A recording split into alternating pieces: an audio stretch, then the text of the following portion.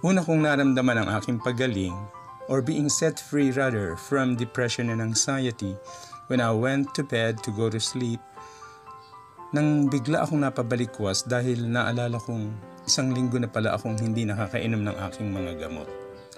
Nakalimutan ko. But I wondered why I was feeling good.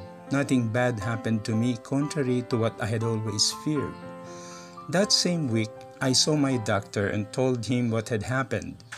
But his reaction was that of excitement and happiness as he exclaimed, nakakalimutan mo na palang uminom ng gamot. Then I came to realize that that was a healthy sign.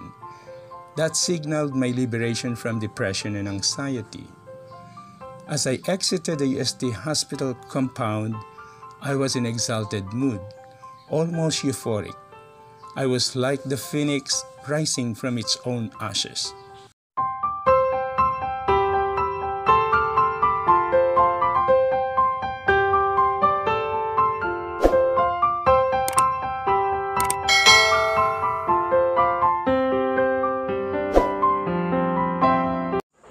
Hello friends, magandang araw.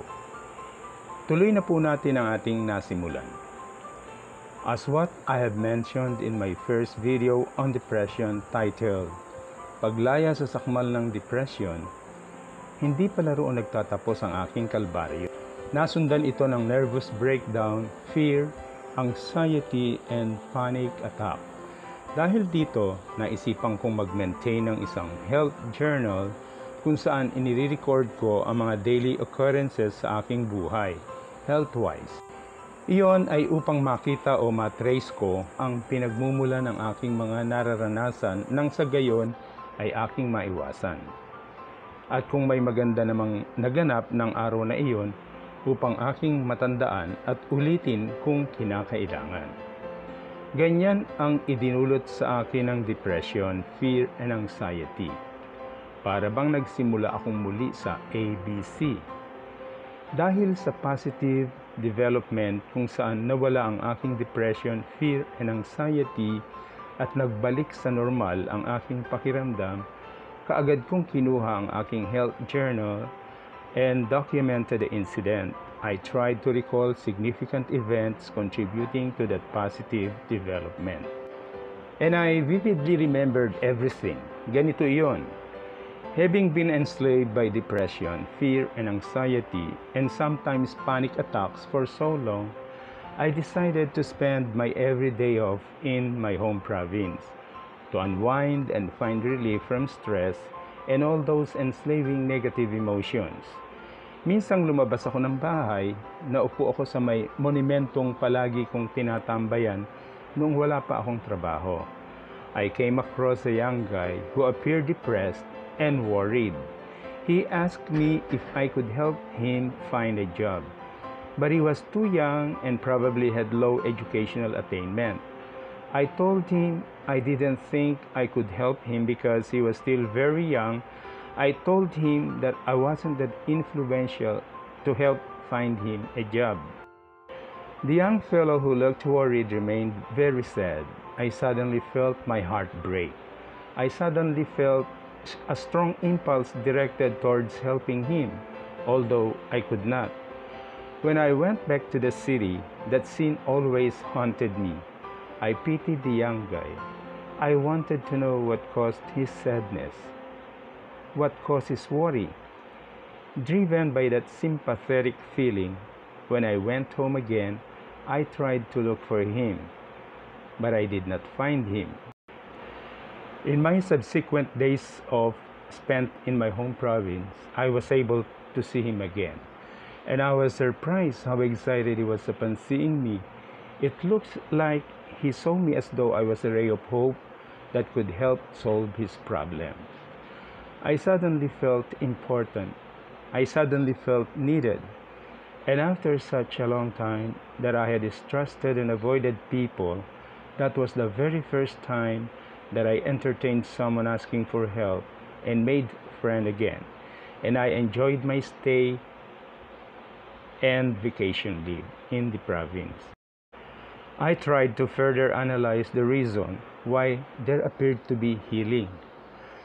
Before meeting that young depressed fellow, and during one of my days off which I spent in my home province, my mother noticed me sitting all alone, sad and nervous, in our terrace area. She approached me and urged me to go out with friends to drive my blues away and to enjoy my brief stay. But I had no friends. I was practically all alone by myself, whether in the city where I worked or back in my home province. Aside from my disillusionment to the person I used to call my best friend and other cruel traumatic events, the pressures of adult life and my work had left me all alone and lonely since I got employed. Then, noticing how nervous I really was, my mother told me, "Anak, kapag ninenervyos ka, maggalit-galitan ka, mawawala iyang nervyos mo." My mother did not attend school. She could hardly read and write. At one time, I observed her struggling as she signed her voter's ID. But I was amazed by the wisdom she gained through the years. Later, I realized that she was right. We cannot hold two emotions at the same time. We cannot be both happy and sad.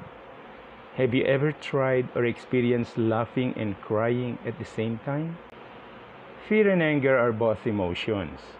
What my mother was trying to tell me was, if I am possessed by fear and I get angry, my fear will go away. It would be replaced by anger. Fear would be eliminated. But fear and anger are both negative emotions. They won't contribute peace and happiness to us. What we need is a positive emotion that will bring us peace and joy. I was certain that it was compassion that I had for that young fellow, for it moved me to at least help drive his sadness and worries away. And in the process, it made me happy. It was fun talking to him.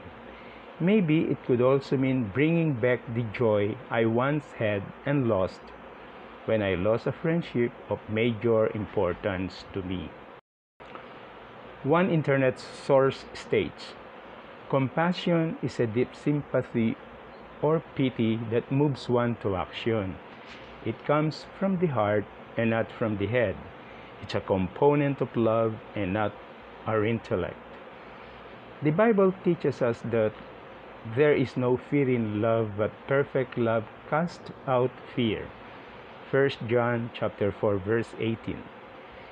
If compassion is a component of love, it therefore could be that strong and powerful positive force that had driven my fear and anxiety away. See you next time.